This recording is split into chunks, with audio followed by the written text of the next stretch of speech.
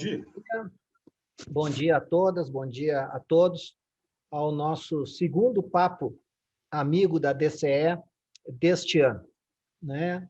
Então, eu gostaria de cumprimentar inicialmente o Zé Renato Hopp, que aceitou gentilmente o convite de estar conosco, ser a pessoa que vai compartilhar conosco a sua experiência, a sua vivência. O Klaus Boni, nosso presidente da DCE Porto Alegre, e a Gigi, lá de São Paulo, da DCE Brasil, que nos acompanha e nos dá todo o apoio para a realização desse segundo papo amigo. Eu lembro a todos, né, o nosso segundo, o primeiro foi com o Pedro Engler, né, da XP e da Startse hoje, e temos outro grande expoente hoje do empreendedorismo inovador do nosso país, né, que é o Zé Renato, GetNet, e hoje Forol, que na verdade é um hub de tecnologia com diversas empresas. Mas antes de passarmos a palavra para o nosso querido amigo Zé Renato, eu vou passar a palavra para o nosso presidente, para o Klaus Boni, para dar as boas-vindas e fazer os encaminhamentos iniciais desse nosso encontro. Klaus, por favor. Obrigado, Aldir. Bom dia a todos.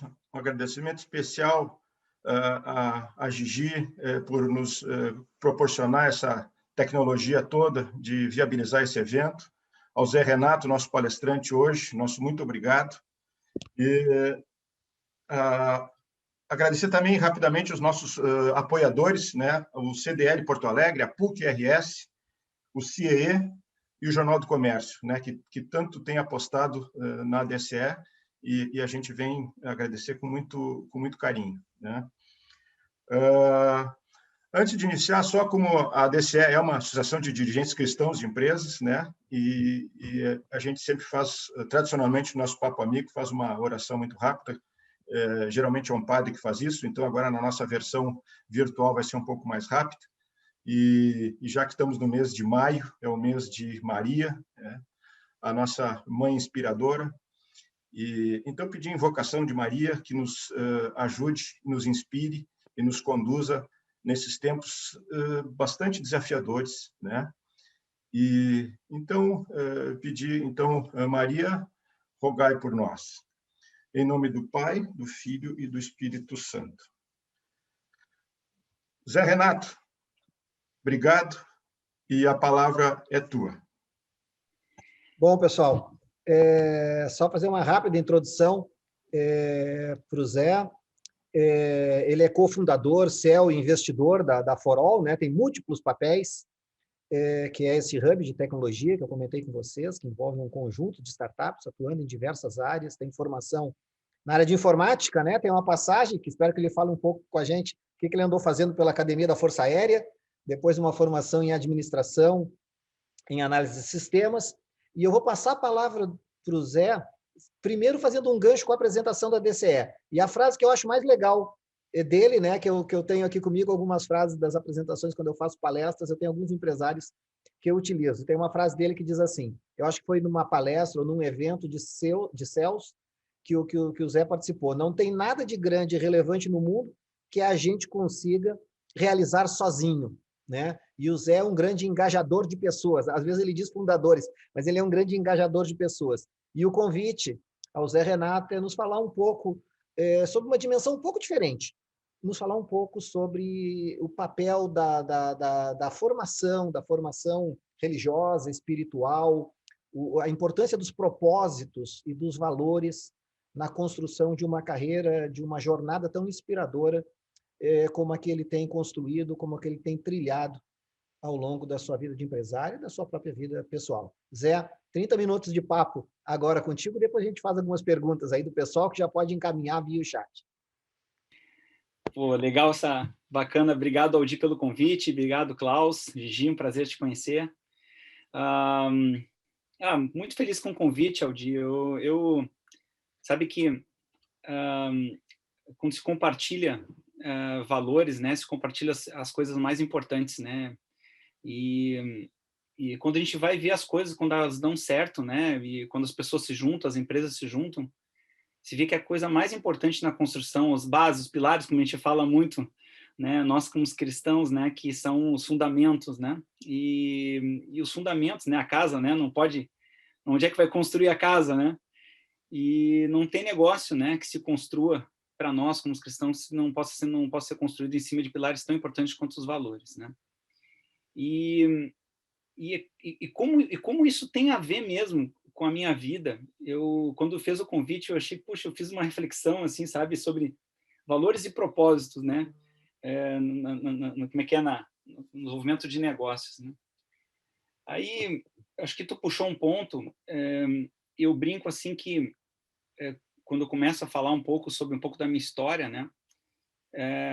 Eu digo o seguinte, essa frase que tu trouxe, eu vou puxar por ela, eu ia iniciar de outra maneira, mas eu vou puxar pela tua frase, que eu gostei da tua introdução, de que não se constrói nada grande e relevante sozinho, né? E outra coisa, vivendo e aprendendo, né?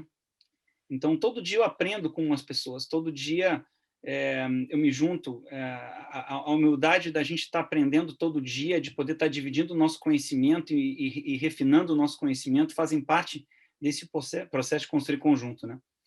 Eu, desde moleque, eu sempre fui assim, eu sempre olhei o mundo e via que o mundo podia e tinha que ser melhor, né? Eu acho que eu nunca contei isso, acho que o Di talvez tenha conversado bastante coisa, mas assim, eu não há nada da época da minha vida, eu sonhava ser diplomata.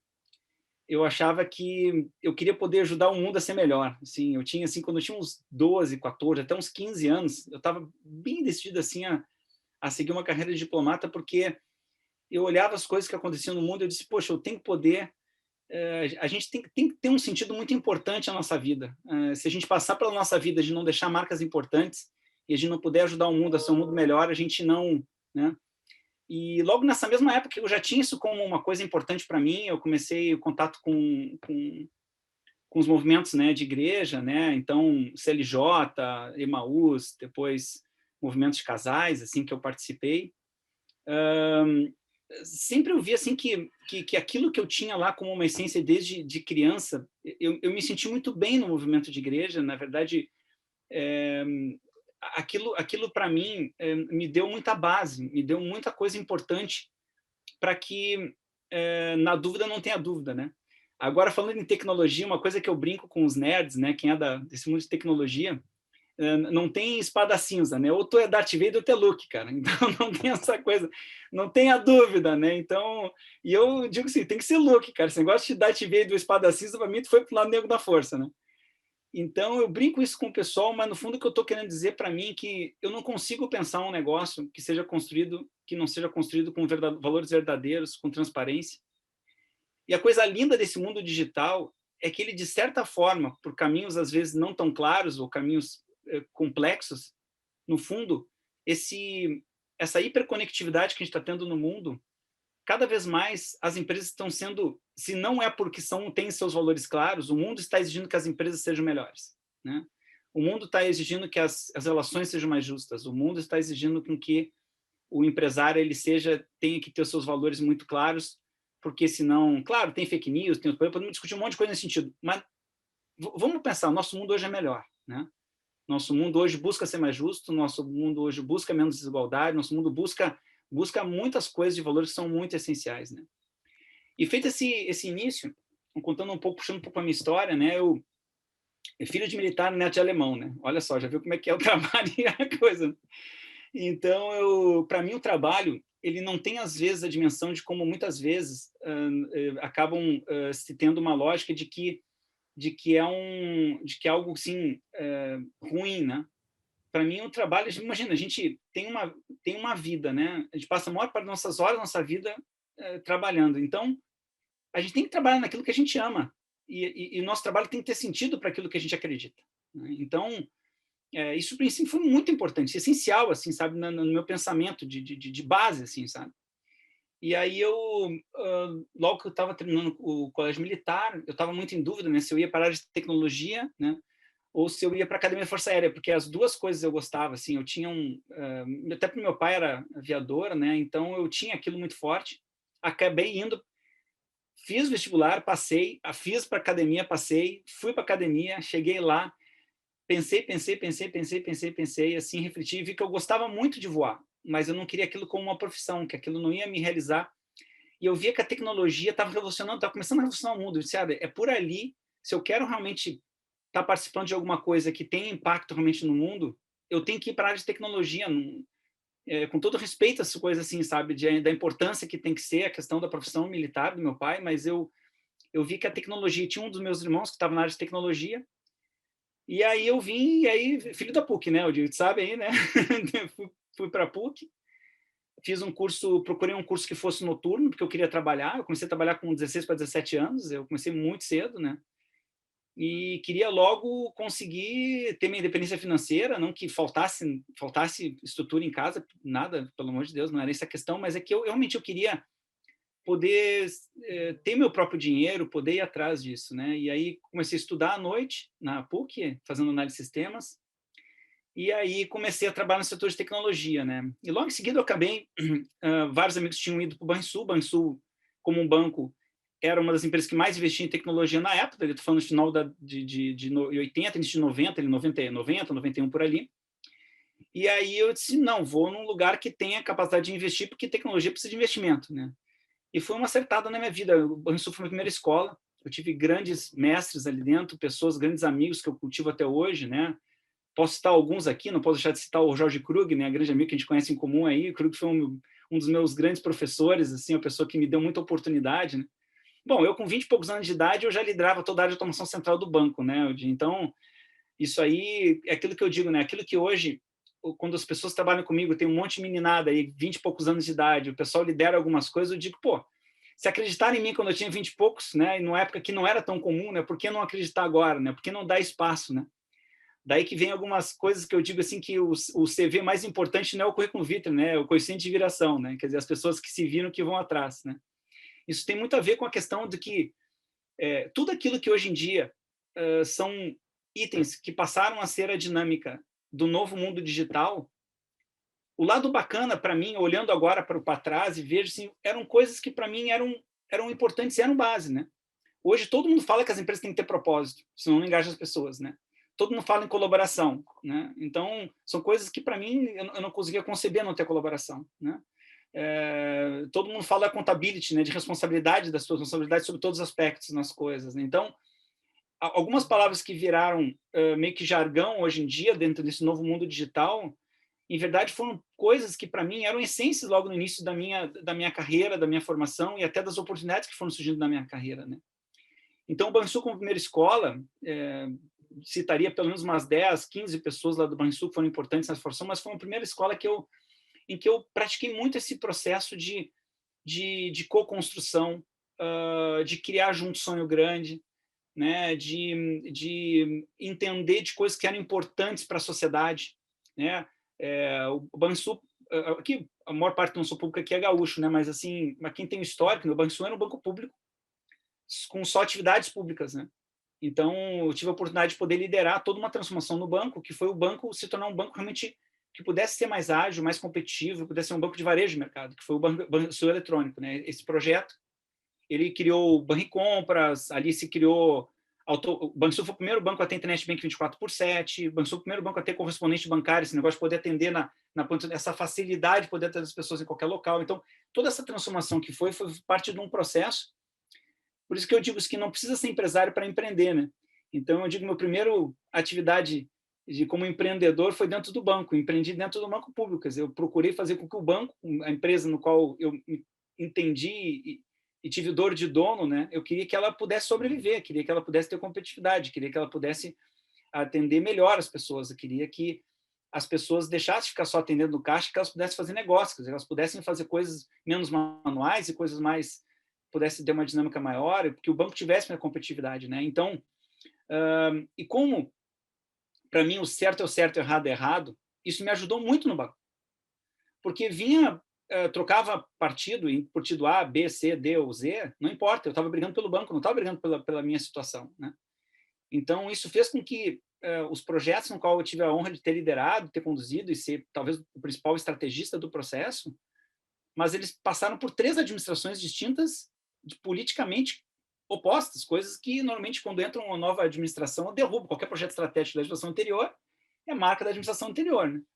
Mas como as coisas eram tão claras, que eram com um sentido objetivo de não mérito pessoal ou uma coisa com cunho político, mas sim uma coisa que realmente traria efetivamente benefício, né?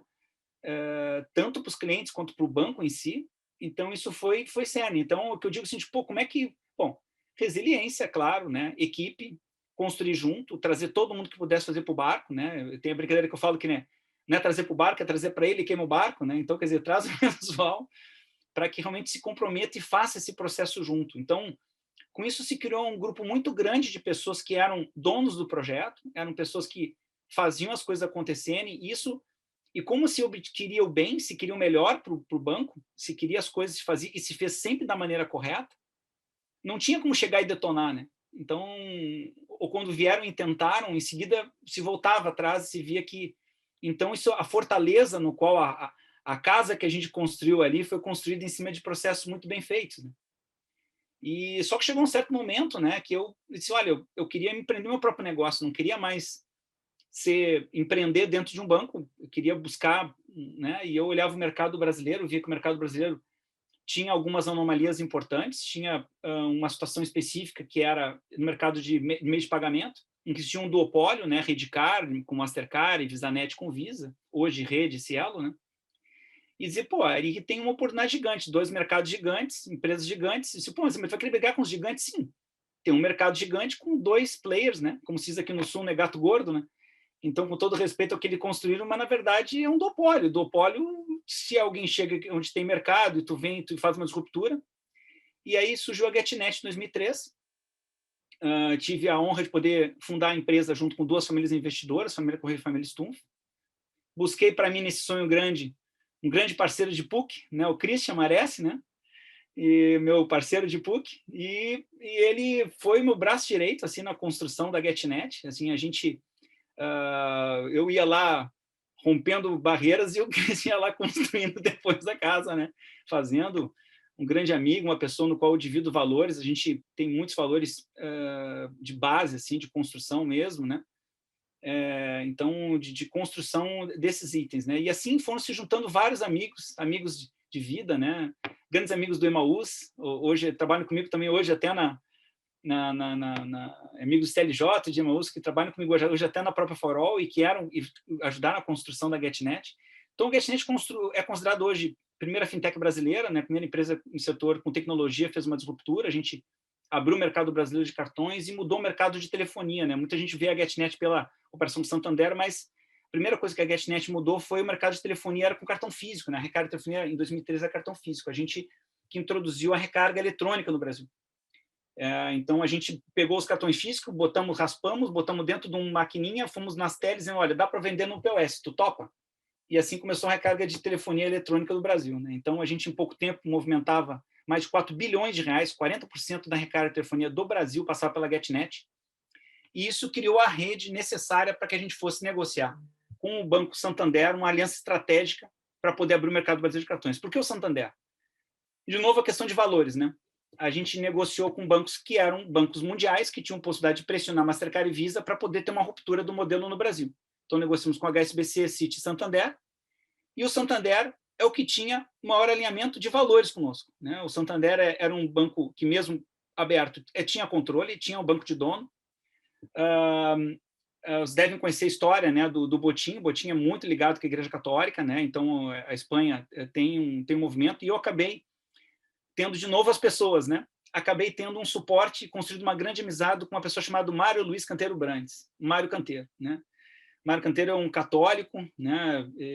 Eles fazem parte também, a esposa dele, organizações daquela mandadas, e eles tinham um grupo, um cara muito correto, uma pessoa muito, muito firme, trabalhadora, e a gente teve um fit muito grande de valores. De novo, as coisas que a gente acreditava, como é que a gente construía as coisas.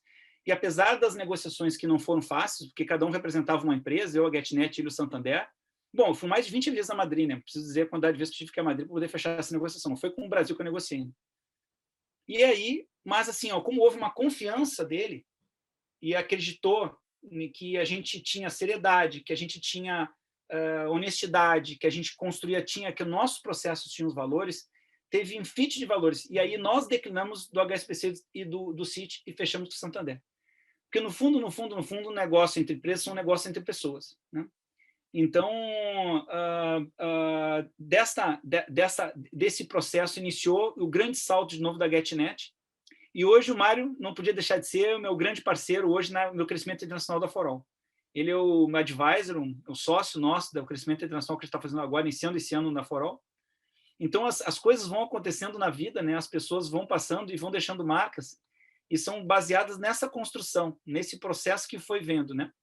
Então, claro, Santander, a operação se tornou muito grande. Santander, em dado momento, entendeu que todas as parcerias e alianças estratégicas do banco no mundo precisariam ter controle. E aí saiu com o falecimento do Dom Emílio, a Ana Botin assumiu e ela passou e foi atrás dos 10 principais parcerias estratégicas do Banco Santander no mundo que eles tinham que buscar o controle dessas operações. Saíram fazendo as aquisições, acabamos vendendo ao Banco Santander por 1,15 bi de dólares, quer dizer, primeiro unicórnio da América Latina, em valor efetivo, não em aporte de capital, mas em venda mesmo a mercado, né? E claro, as duas famílias eram controladoras, mas eu tinha uma participação, e com essa participação eu consegui ter capital para poder montar. E aí, ao invés de diferente, estou na melhor fase da minha vida, com muita energia, né? Na minha história, minha vontade sempre de querer transformar o mundo, eu vou mostrar que é possível, sim, fazer no Brasil, fazer em Porto Alegre, fazer no Rio Grande do Sul, aquilo que eu vi de mais moderno e digital que a gente via lá em China, Israel, Estados Unidos, né? Então, eu fiz uma imersão muito grande, principalmente nos Estados Unidos, para tentar entender qual era o grande segredo que estava acontecendo, qual era o grande segredo da revolução digital.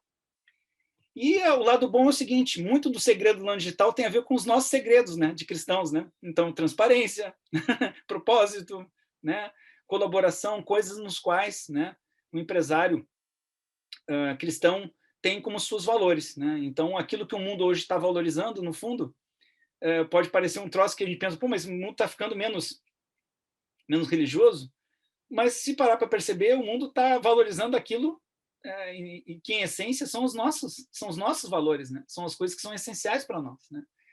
Então, com esse conceito de criação de fortaleza, de processo, eu comecei a For All, né? Me juntei daí de novo, sempre buscando gente, né? Eu com o Ricardo Galho. Ricardo era o head de inovação da Get.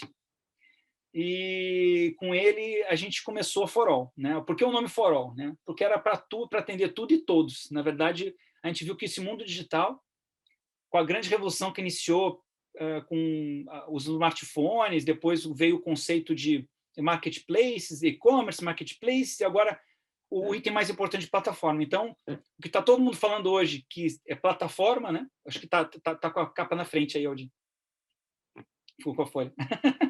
Só para não. Então, o que se percebeu que era uma tendência, né, virou hoje em dia pendência, né? Então, a grande sacada que a gente teve na For All foi o seguinte: a gente criou uma venture, né? Criamos um processo onde a gente faz a parte seed e VC, mas o que a gente constrói plataformas para ajudar os nossos clientes, que são grandes ou os clientes são pequenos, a que eles possam ter relevância e competitividade digital.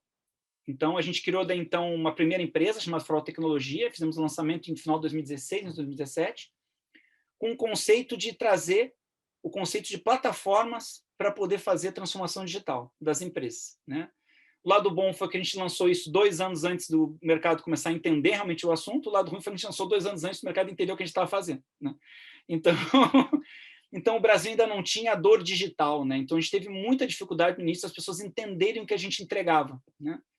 Então, a gente estava trazendo para o Brasil sempre foi muito bem posicionado digitalmente, mas, em verdade, as grandes big techs não eram brasileiras. Hoje, o Brasil está super bem posicionado no mundo digital. O Brasil, ele saiu um pouquinho atrasado, vamos dizer assim, em relação à China, Israel e Estados Unidos, mas hoje eu diria que o Brasil é um grande celeiro digital no mundo, né? O Brasil ele tem grandes empresas em vários setores, né? O brasileiro ele é empreendedor por natureza, ele é criativo, ele é obstinado também, né? Então, a gente tem vários cases. Então, a For All, para mim, uma felicidade. Hoje, nós somos 9 startups, tem mais 2 no forno, né? Então, o que a gente construiu foram 3... A primeira For All Tecnologia foi dividida em 3 empresas. Então, a primeira empresa foi uma empresa de construção de plataformas, que foi a base, o pilar no qual a gente construiu os nossos negócios. Baseados em quê? Em construção de projetos, soluções de dados, data-driven, soluções de marketplace, em soluções de jornada diária de experiência de consumidor e soluções de fintech. Então, hoje, tenho certeza que todos vocês, na semana passada, usaram alguma coisa da For All sem saber que estavam usando. A gente está por trás de projetos, dos principais projetos de transformação digital hoje, por exemplo, da Ambev e do Itaú, né? A gente está por trás de projetos que atuam no setor de food service, né? Então, estamos aí com... E a gente tem feito isso muito na For All. A gente soma a nossa expertise e conhecimento de negócio e tecnologia, juntamos com um parceiro estratégico setorial e criamos um negócio setorial. Então, setor de food service, setor de saúde, setor de entretenimento, né? Aqui temos a nossa parceira Ops, que é a nossa sócia da Uhu. Então, a gente criou uma empresa específica do entretenimento. Hoje, a segunda maior empresa do setor digital no setor de entretenimento é a Uhu. Então, hoje nós temos empresas super maduras, né? Como a Uhu, como a FIA. A FIA hoje a maior empresa de soluções de geração de conta digital no Brasil. Tem várias soluções de conta digital e de banco digital hoje operando com a nossa solução. E temos empresas mais recentes que a gente acabou de lançar, como, por exemplo, o Quick, que é uma plataforma que a gente juntou 9 grupos do setor de food service do Brasil. Imagina, com toda essa pandemia que aconteceu, o que já era importante, a questão do delivery, virou a forma das empresas sobreviverem, né? Então, isso tinha uma grande dor no setor, a gente juntou com vários desses grupos para criar uma plataforma para atender todo o mercado, não é só para esses setores, mas a gente juntou com McDonald's, Domino's, Bob's, Girafas. Então, a gente juntou Master Franqueado, KFC e Pizza Hut. Aí juntou esse grupo de setores e criamos uma empresa para poder ajudar o food service brasileiro a ter uma plataforma para conectar e ajudar até o tagline é o melhor amigo do restaurante. Então, tudo que a gente faz, ao invés de ser uma empresa digital para competir com a economia real e destruir o valor das coisas, a gente tem, por essência, construir plataformas para agregar valor ao que existe. Até na essência do processo, muitas vezes tem startups que são criadas no mundo que são meio destrutivas, que elas recebem dinheiro, capital, injeção de dinheiro e acabam sendo meio gulosas, vamos dizer assim, né? E acabam fazendo uma disruptura e nessa disruptura acabam dando uma distorção naquela economia. A nosso objetivo é diferente. Nosso objetivo é dar competitividade digital à economia real, porque a gente acredita que o grande futuro do mundo digital ele está presente na jornada de vida real das pessoas. Não é o online, é o físico com o online, né? Então, é a jornada diária. Por isso que várias empresas que inicialmente eram e-commerce, agora estão começando a comprar empresas físicas. Por isso que várias empresas que eram somente online, agora estão usando coisas mais físicas também. Por quê? Porque as pessoas querem experiências, as pessoas querem a jornada diária. E não tem nada mais frequente do que a gente faz no dia a dia, porque a nossa vida não é vertical, a nossa vida é horizontal. A gente vai no cinema, a gente vai no restaurante, a gente vai no supermercado, a gente estuda, né? Então, nossa vida acontece, a nossa jornada não é uma jornada vertical, é uma jornada horizontal. Então, a For All se propõe a criar um ecossistema e estar presente na jornada diária das pessoas com várias startups. Inicialmente no Brasil, se consolidando no Brasil, e agora, a partir desse ano, do ano que vem, começando a expansão internacional, principalmente no mundo ocidental, Europa, América Latina, Estados Unidos e Canadá. Então, a gente já está com alguns projetos, já estamos com alguns pilotos já em discussão e negociação, tanto na Portugal e Espanha, quanto em 3 países da América Latina. Mas nosso objetivo principal é de internacionalização a partir do ano que vem. Então, isso é um pouco da For All. Então, até na nossa essência, da nossa criação, a gente gosta de plataformas para ecossistemas, que sejam lógicas win-win-win, né? Claro, a gente ajuda a ONG, a gente não é ONG, a gente é uma empresa que precisa gerar resultado, mas a nossa geração de resultado, a gente quer que ele venha da geração de valor para os nossos clientes e para os consumidores, né? A gente brinca que não é B2B2C, é B2B4C, né? Então, é um jargão que a gente diz que tem muito da nossa essência. Então, nós, por essência, o nosso hub, por essência, são startups que buscam agregar o valor, somar valor, criar plataformas para... porque um dos movimentos que aconteceu na década passada, principalmente, foi uma disruptura que gerou desequilíbrios. A gente acredita que o futuro acontece com plataformas de ecossistemas que geram reequilíbrios de um produto. Então, quando a gente vê um modelo, mesmo isso está acontecendo globalmente, vocês podem perceber. A gente viu grandes movimentos de marketplace, né? E o famoso winner takes all, né? Aquela história, quanto mais dinheiro eu tenho, eu sou mais relevante, né? O super grande. E geraram distorções que agora o próprio mundo, o mercado, está se reequilibrando. E, naturalmente, as plataformas estão sendo criadas para ecossistemas. Então, o que a gente cria na For All são plataformas para os nossos clientes de economia real terem competitividade digital.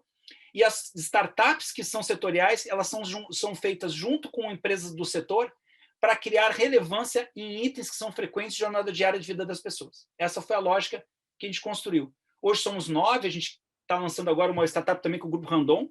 De novo, né, a gente acaba sempre somando forças com quem a gente também tem valores iguais, né? Então, com o Daniel, que tu conhece bem, né, Aldi? Pessoa, gente finíssima, um cara muito bacana, está fazendo um excelente trabalho, conduzindo o grupo a um crescimento enorme.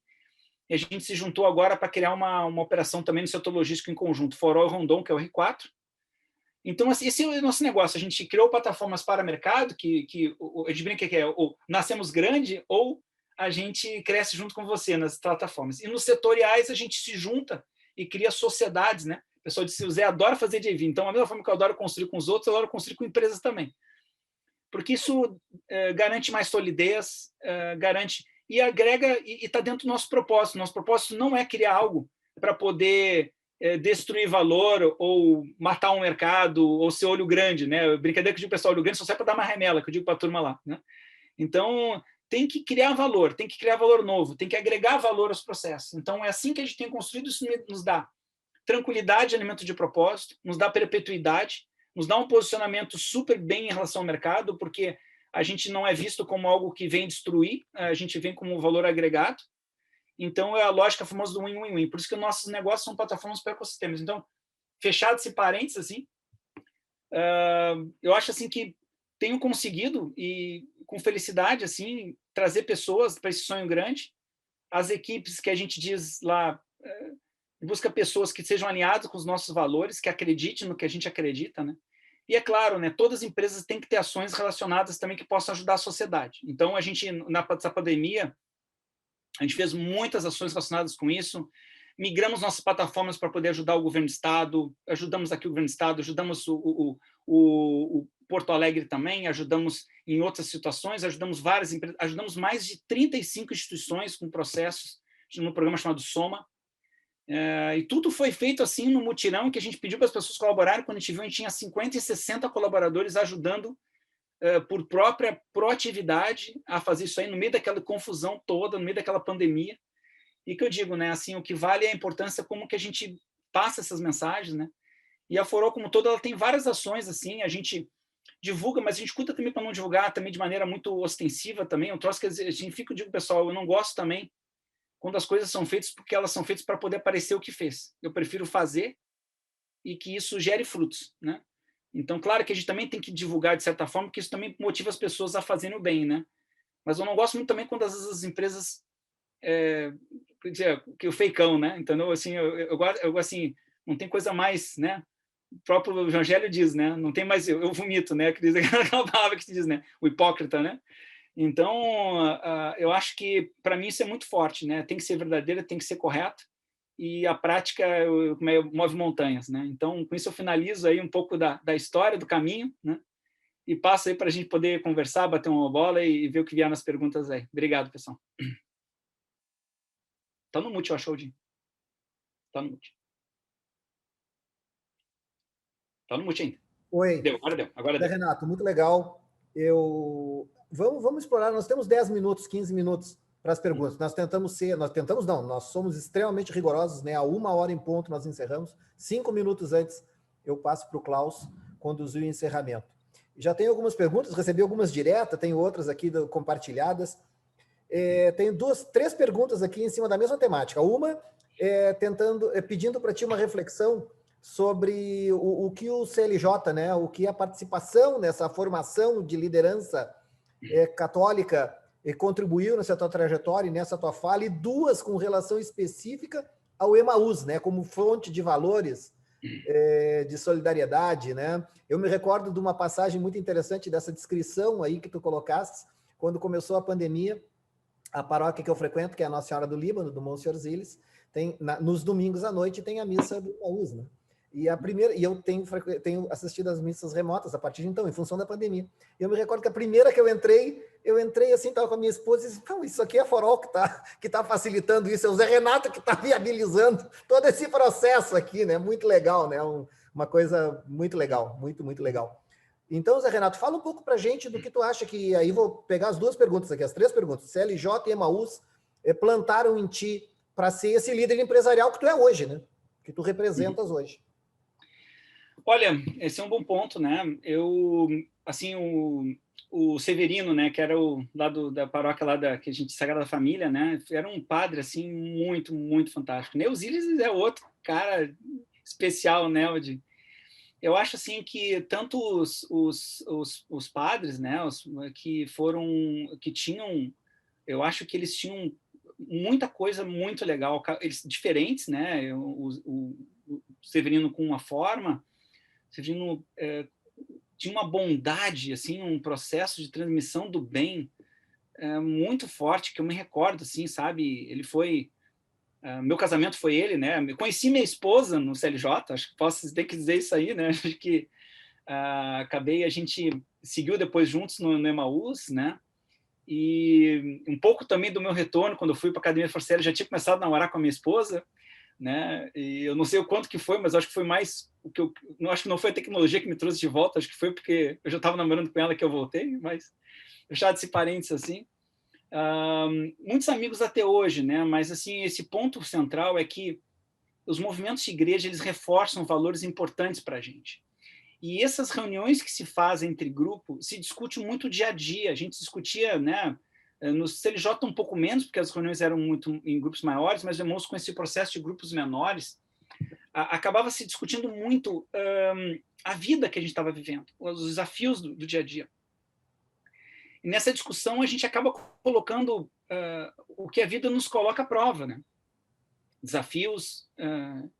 E nesse processo, a formação que os movimentos dão, junto com os exemplos que se dá e as conversas que tinha nos grupos e as imersões que se fazia e nos cursos, e às vezes a gente trabalhando nos cursos também, e toda vez que se trabalhava num curso, aquilo era um reforço de, né, reafirmações de valores em relação a pontos, isso foram muito importantes para mim, né?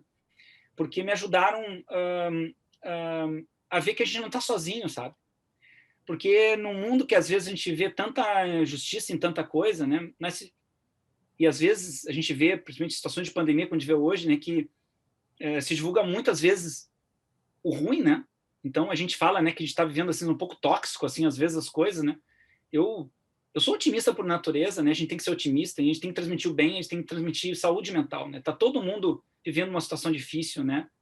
Então acho que também como liderança a gente também tem uma obrigação de poder ajudar a que o mundo seja melhor e ajudar a enfrentar situações assim, a ter uma agenda positiva, né? A fazer o que está na nossa parte, né? A batalhar para que as coisas sejam certas, né? E sem entrar nesse mundo, porque dessa situação tão complexa de falar de pandemia, que acho que é um tema complexo para se falar, precisaria de 2, 3 horas para se falar sobre esse tema. Mas, assim, eu acho que eu não espero que a pandemia nos torne melhores, eu acho que as pessoas são boas ou são ruins, elas são boas. Eu não acho que a pandemia que melhora as pessoas, eu acho que a pandemia só mostra quem é correto e quem não é, sendo bem sincero. Mas o que eu espero é que se ajude mais as pessoas que estão vivendo a pandemia, né? E reforce-se, né, as pessoas, né? E quando o movimento de igreja ajudam a ver que a gente está no caminho certo, ajuda a gente a ver que a gente não está sozinho, né? Ajuda a gente como é que é? A se sentir feliz com o caminho que a gente escolhe, sabe? E a reforçar os valores no qual a gente acredita. Acho que eu vejo isso desses 2 pontos, tá? Então, CJ e Emaús. Acho que tu tinha perguntado um outro ponto ao final. Ah, sim, tu tinha feito um comentário. Foi muito, assim, quando o Fialho, né, que o Paulo Fialho, meu amigo desde a época, estava organizando e disse, não, Fialho, vamos organizar online isso aí, vamos dar uma mão. Pô, mas eu não tenho, então deixa aqui que eu consigo. Daí eu peguei minha conta de Zoom, que tinha que ter conta sem limite, né, sem não sei o quê, disse, não, deixa que eu boto minha conta a serviço aí do movimento aí para poder ajudar, porque tínhamos que reconectar as pessoas e foi muito bom. Eu acho que, claro que nunca é a mesma coisa, eu sou de tecnologia, eu sou digital, mas eu acho que nada substitui a presença e o contato humano, né? Então, mas se é o que temos para hoje, né, é melhor a gente ter um contato e uma transmissão.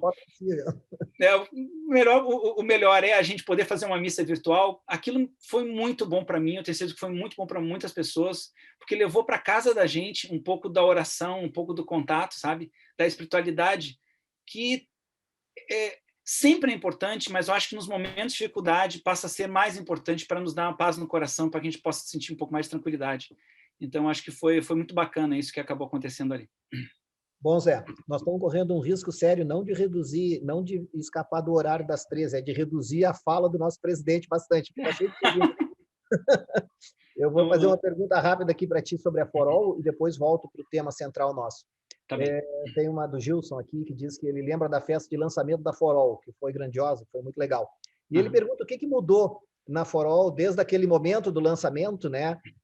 O propósito continua o mesmo? Como é que se deu essa dinâmica ao longo do tempo e enfrentando essa tempestade perfeita no meio do caminho da pandemia? Não, boa pergunta.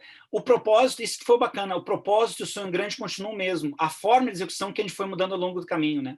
Eu digo assim, eu acho que o objetivo das empresas, quando tu traça um bom sonho grande, ele te ajuda a ter um norte, né? Tem aquele livro, o True Norte, né? Então, isso fala muito na nossa fé também, né? Então, a gente tem que ter esse True Norte. O True Norte ele sempre foi, né? Sempre foi de construção de plataformas voltadas à jornada diária, só que logo no início, a gente estava com muita dificuldade de conseguir colocar no Brasil. A forma, a estratégia de colocação, a gente foi ajustando ao longo do caminho. Inicialmente, a ideia de plataforma, a gente tinha como se fosse uma plataforma que ia ser construída em cima de uma só empresa, depois a gente viu que ficava difícil demais, ficou muito complexo, então a gente dividiu em 3. E a gente viu que a experiência de jornada diária seria melhor a gente construir através de Davies do que a gente tentar criar um grande negócio específico de jornada diária. Então, a forma de construir o sonho foi mudando ao longo do caminho, mas o sonho grande permaneceu o mesmo, né? De realmente gerar relevância, de agregar valor, de trazer empresas de economia real, de ajudar.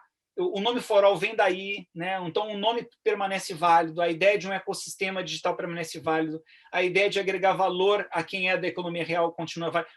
Todos os valores, pilares centrais, continuaram válidos e foram que continuaram norteando ao longo desse caminho. A forma de construção foi que a gente foi adaptando e foi ajustando na medida que a gente ia conseguir ajustar e que o Brasil conseguia evoluir e que a gente ia evoluindo dentro dos negócios. A gente foi priorizando os setores que a gente conseguia avançar mais rápido, né? Então, mas dentro de uma estratégia, né? Por isso que a gente tem mais 2 ainda no forno que ainda vão sair, provavelmente ainda esse ano aí. Renato, vamos lá então, olha só. E eu acho que isso faz todo sentido nessa, Renato. O propósito, né, os valores, eles são a base da construção, né? E a base muda pouco ao longo do tempo. Né? O que muda são a parte de cima, né? O que está construído. Mas vamos lá, olha só. Mais uma pergunta legal aqui. Essa solidariedade empresarial que tu estás falando, né? Essa solidariedade de uma vida, de uma trajetória pessoal que se transforma num estilo empresarial que nós vivemos hoje, né? Ela é muito resultado da pandemia também, né? E foi gerada por necessidade, sobrevivência. Na tua visão, tu acredita que isso vai persistir no pós-pandemia? Tu acha que isso vai ser incorporado à nossa cultura, vamos dizer assim? E qual é o caminho que tu vês aí pela frente? Não, a pandemia ela acelerou um processo de transformação que vinha muito forte de hiperconectividade do mundo, né? Então, o mundo se tornou mais global, o mundo se tornou mais conectado e se tornou mais móvel, né? Em processos de estrutura, processos. Então, essas mudanças são permanentes. Mas o que eu não acredito são aquelas coisas que são o mundo, graças a Deus, ele não vai todo para um lado, né? Ele vai sendo construído e a gente vai errando um pouco a coisa, a gente vai um pouquinho, que nem eu digo, né? Todo radicalismo é burro, né? Então todo extremo é ruim, né? O bom é quando a gente consegue compor, quando a gente tem que ir um pouquinho mais para cá, a gente tem que ir um pouquinho mais para lá, eu digo, vai para a esquerda, vai para a direita, para cima, mas no fundo, quando a gente vai acertando o rumo de forma que a gente vai fazendo o quê? Com que o caminho vai sendo um pouco tortuoso, mas a gente vai chegando lá. E nesse sentido, o que a pandemia fez foi que ela acelerou algumas transformações, ela acelerou a hiperconectividade, ela acelerou a mudança de um processo, ela acelerou uma discussão sobre o processo em todas as coisas que envolviam questões físicas, né? Mas eu não acredito, por exemplo, que vão... Pelo contrário, eu acredito muito que o digital tem muito a ver com experiências, né? As pessoas querem experiência, as pessoas querem viver. Vai acontecer um grande boom de retorno. A própria questão física, a gente conversa bastante, né, não vai ser o mesmo, na verdade, as pessoas não vão querer agora, não vai ter a história do escritório do jeito todo, mas as pessoas, muitas vão querer ter o escritório sim, só que talvez o escritório seja muito mais um ponto de encontro, de hiperconexão, do que pessoalmente onde eu vou estar trabalhando sempre, todo dia, né? Então, e essa dinâmica é uma dinâmica que a gente acredita que está acontecendo em vários setores. O delivery acelerou para caramba, né? O entretenimento agora, o digital passou a ser um item importante, mas isso não vai diminuir o físico. E a questão da solidariedade também não é diferente, né? Então, eu acho que acelerou o processo de conexões do tema solidariedade, acelerou uma coisa que o mundo já vinha nessa questão de entender de que o propósito passava a ser relevante, passou a ser mais relevante no processo de engajamento e pertencimento, e a questão da solidariedade, ela vem cada vez para ficar, no sentido de que não é uma coisa apenas momentânea, tá? Só que, como todo exagero também, daqui a pouco chegou um certo momento que deu um pouco de saturação, ninguém aguentava mais fazer doação também, né? A gente percebeu no próprio programa que a gente criou alguns programas, foi o Soma, por exemplo, teve um boom de doação que chegou um certo momento que parou um pouco, até porque as famílias começaram a ter problemas de, bem cá, como é que eu vou ficar eu também, né? Então começou a gerar uma preocupação geral, na classe média em especial, né, com essa situação. Então, o que eu vi no tema de solidariedade é que a pandemia acelerou alguns movimentos em vários setores. E essas acelerações vão ficaram para ficar. Mas não é uma coisa tipo assim, agora todo mundo vai ser de um jeito, ou todo mundo como... Isso eu não acredito, né? Mas eu acredito que, por um outro lado, essa hiperconectividade provoca que o mundo seja mais transparente, e se o cara está fazendo bobagem, vai aparecer mais rápido, né? Então, eu acho que o mundo, nesse sentido, fica melhor. Porque eu, tipo assim, o LGPD, não sei o quê. Eu não tenho problema de saber o que eu faço na minha vida. Eu não estou fazendo nada de errado. Quem tem que ter medo é quem faz coisa errada, né? Então, às vezes, quando o pessoal fica dizendo dilema das redes, dilema da rede, olha, eu estou tranquilo, entendeu? Se tu está preocupado, eu não estou. Então, é um pouco que eu brinco, às vezes, sobre esse tema, né? A gente vai cumprindo uma função geracional, né, Zé Renato? Que é entregar para a próxima geração um mundo melhor do que a gente recebeu, né? Perfeito, Odin. Geracional. Perfeito. Nós temos Perfeito. como cidadãos, né? Como cristãos, mas como cidadãos, de entregar um mundo melhor para a geração que vem depois da gente, né? Como aconteceu com os nossos pais, com a geração anterior, né? Que nos entregou também um mundo melhor. E, infelizmente, eu vou ter que ir para a última pergunta, que eu deixei estrategicamente como sendo a do René, nosso colega aqui da diretoria, que tu conheces bem. Eu estou gostando porque quando começou era 10 minutos para o encerramento do Klaus, depois eu falei 5, vai ser 1. Vamos para a última. Eu vou ser rápido na resposta aqui, vamos lá. Olha só, o René coloca assim, como é que tu poderias sinalizar as oportunidades para as novas lideranças empresariais, para as novas lideranças empresariais nos dias atuais? Qual é o teu... O que tu aponta aí? O que tu diria? Olha, o que está acontecendo é efetivamente o seguinte, está mais fácil a gente fazer negócios.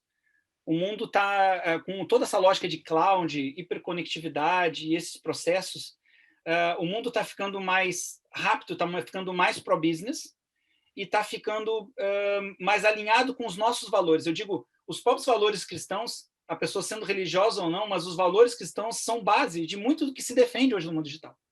Então, o que eu acho muito legal é que hoje o mundo está ficando muito mais acessível, muito mais, as pessoas estão tendo, o mundo está ficando melhor, né? O nível de pobreza absoluta no mundo está muito menor do que era, é gritante. A pandemia deu uma invertida nessa curva por um período, agora esses últimos 2020, 2021 vai dar um decréscimo nisso, vai ampliar um pouco a pobreza, mas eu acredito que logo se da retoma e a gente vai seguir nesse processo rápido de redução da pobreza extrema, que é muito importante. E nesse sentido, com a hiperconectividade e com o barateamento dos custos de tecnologia no mundo, com a lógica de construção conjunta, cada vez mais as pessoas estão fazendo parcerias, né? Então, não adianta ter uma sacada e não adianta ser olho grande. Se eu tiver uma boa ideia e se juntar com os outros, consegue fazer coisas muito bacanas rápidas. Então, acho que as novas lideranças empresariais dos dias atuais, elas estão sendo muito facilitadas por um mundo que está muito mais acessível, rápido, global. Então, uma pequena empresa pode fazer atendimento global, pode estar aqui no Brasil, pode atender no mundo inteiro.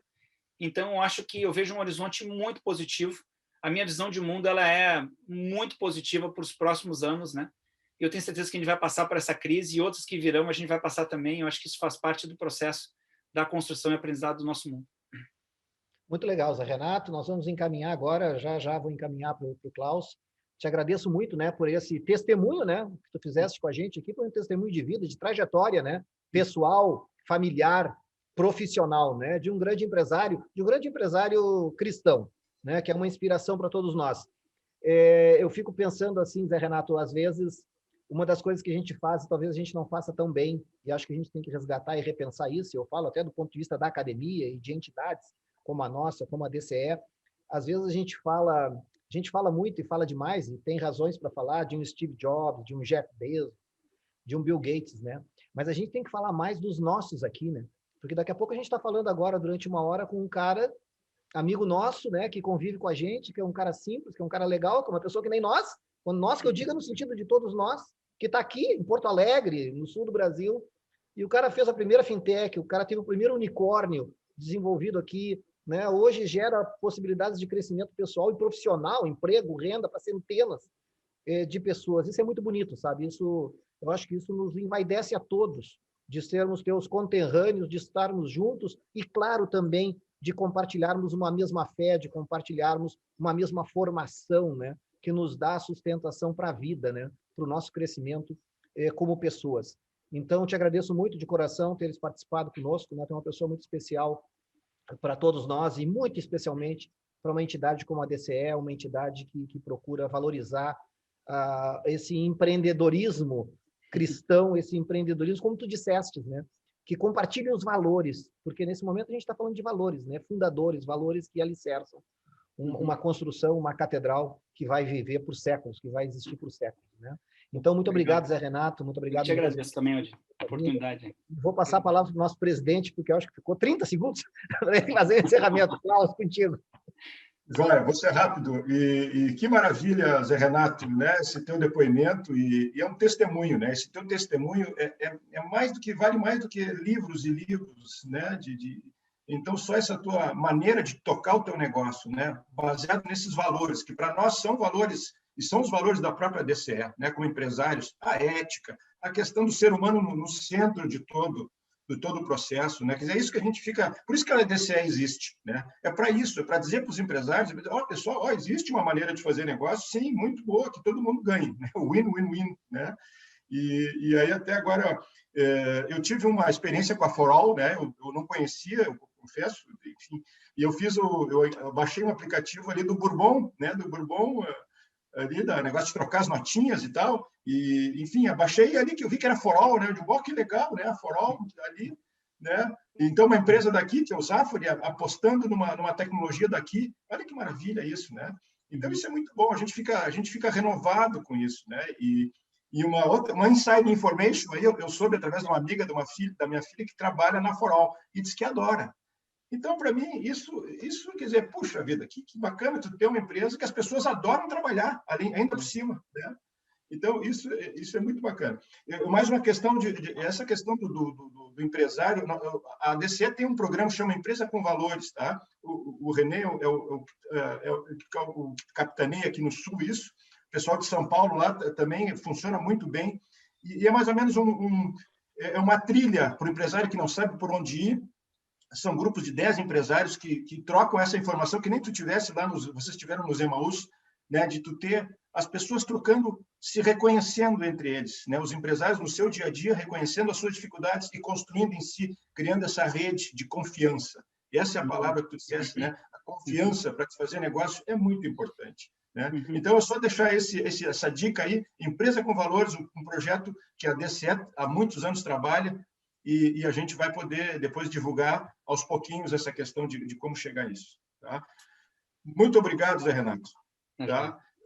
E Jorge Aldir, obrigado pela tua condução magnífica mais uma vez. Gigi, obrigado pela tecnologia aí, nos dar esse apoio fundamental, né? Para ver com a DCE é uma só no Brasil inteiro, né? E até na América Latina, mundial, aliás, a Uniapac, né? É uma grande rede de empresários que está pelo mundo, isso não é pouca coisa, né? E agradecer mais uma vez ao CDL Porto Alegre pelo apoio, a PUC-RS, o CIE, o Jornal do Comércio, e eu já estou, depois da nossa primeira live, né, eu já estou sendo contactado por empresas interessadas em patrocinar, enfim, a gente está gerando algum movimento interessante, e está vendo que está chegando, né, a nossa mensagem está chegando, né. Klaus, você vem falar de tecnologia comigo quando a gente tem o Zé Renato aqui, é uma vergonha. Devia ter pedido para ele comandar aqui o evento, né? Obrigado, gente. Vou pegando umas aulas, mas hoje é que o evento não foi para falar de tecnologia, foi para falar como ser humano. É verdade. Muito obrigada. Pessoal, obrigado a todos que assistiram, muito obrigado. Mandem seus feedbacks, a gente precisa saber muito o que vocês acharam, o que estão achando, enfim, e nos ajudem a construir a DCE, né? É isso que a gente precisa. Obrigado, Zé Renato, Obrigado, e todos. pessoal. Zé, Abraço. abração, Zé. Grande Obrigado. abraço. Mais. Até a próxima. No mês que vem tem mais uma. Grande abraço. Abraço. Tchau, tchau.